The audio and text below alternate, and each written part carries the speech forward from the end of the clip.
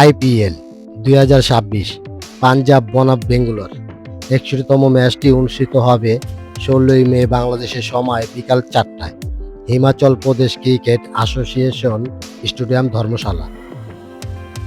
এই মাঠে লাস্ট 5টি ম্যাচের ফার্স্ট ব্যাটিং অ্যাভারেজ স্কোর হলো 185 এবং এই মাঠে লাস্ট 5টি ম্যাচের ফার্স্ট ব্যাটিং স্কোর হলো 210, 117, 122, 236, 241।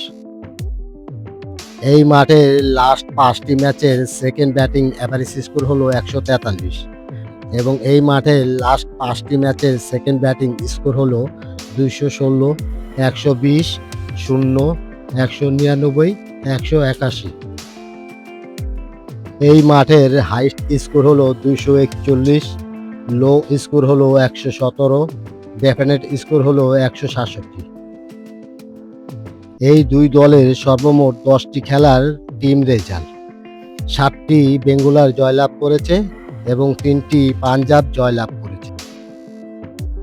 এই মাঠের toss result win batting first 35%, win bowling first 65%। তার মানে যেই টসে জিতবে সেই বোলিং করার সিদ্ধান্ত নেবে।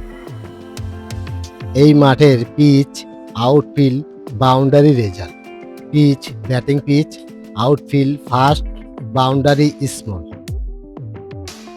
এই মাঠে এই দুই দলের কম্পিটিশন।